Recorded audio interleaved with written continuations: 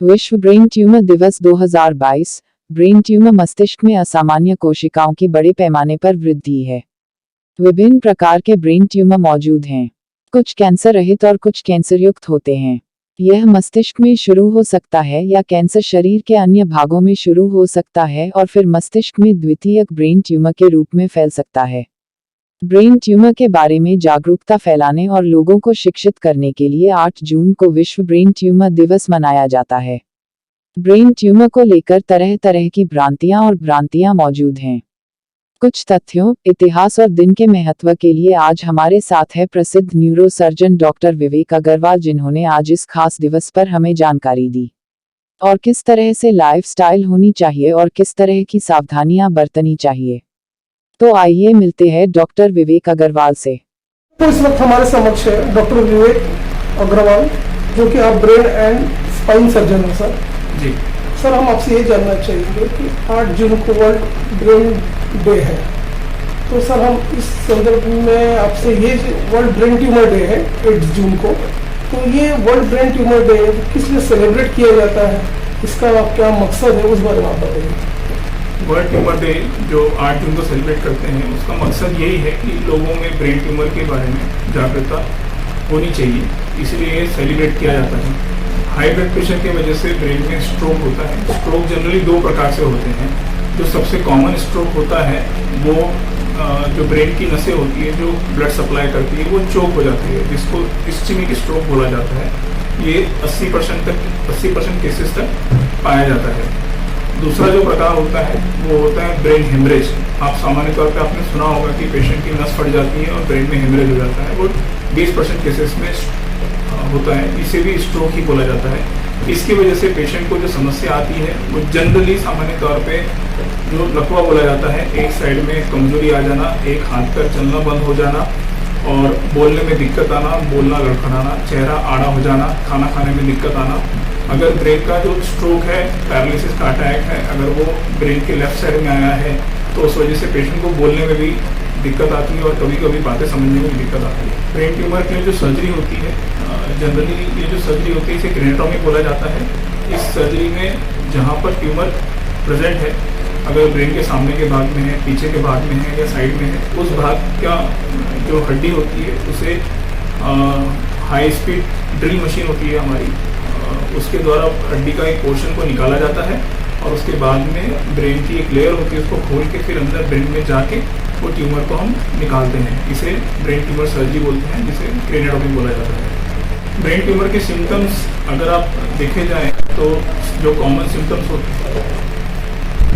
Symptoms होते हैं वो जनरली सिर में दर्द होना, ये बहुत ही मुख्य सिम्टम है, लक्षण है। साथ ही साथ में उल्टियाँ होना और ज़्यादा प्रेशर बढ़ने की वजह से आंखों में देखने में दिक्कत आना, धुंधलाहट आना। अगर ब्रेन का ट्यूमर कोई पर्टिकुलर ब्रेन के एक पार्ट में स्थित है तो उसकी वजह से एक हाथ या एक पैर में कमजोरी आ सकती है, चलने में दिक्कत हो सकती है पेशेंट को, या फिर पेशेंट को बैलेंस बनाने में दिक्कत हो सकती है। ये भी एक लक्षण रहता है।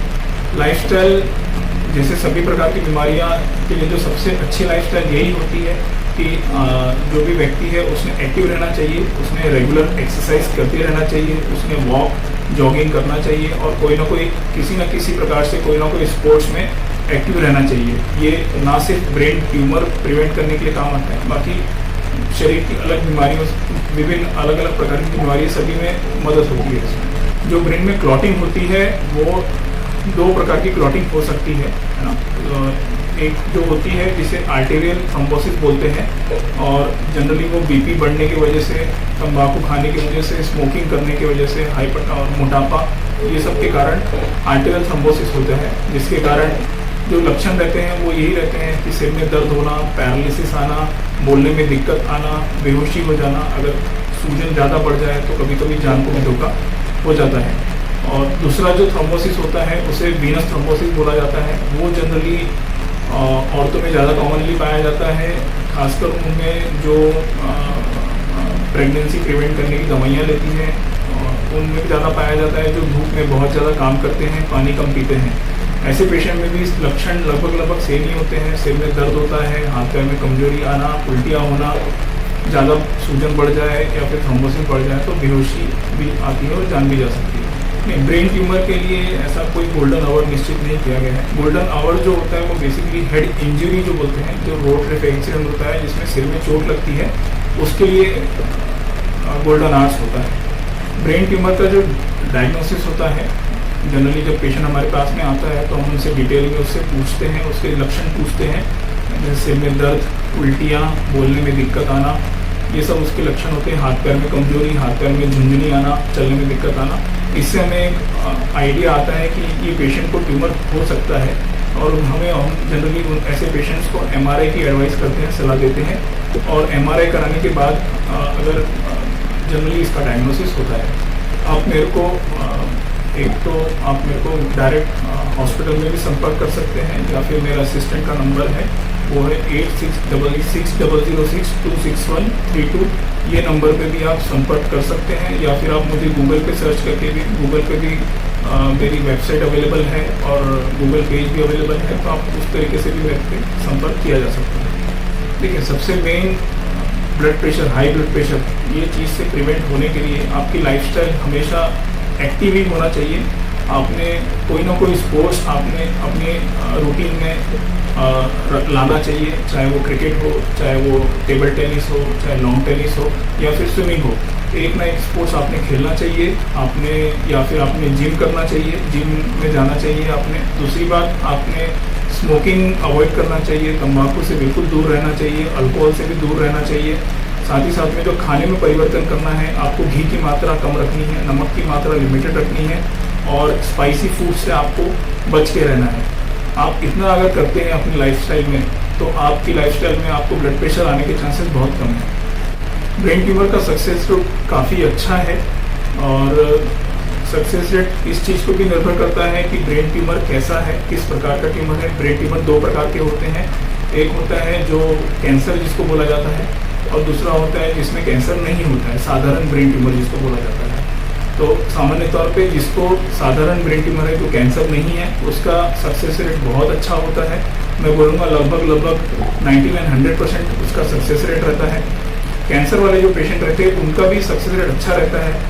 दिक्कत ये रहती है कि एक बार ऑपरेशन होने के बाद में फ्यूचर में दोबारा कैंसर का होने के चांसेस रह सकते हैं।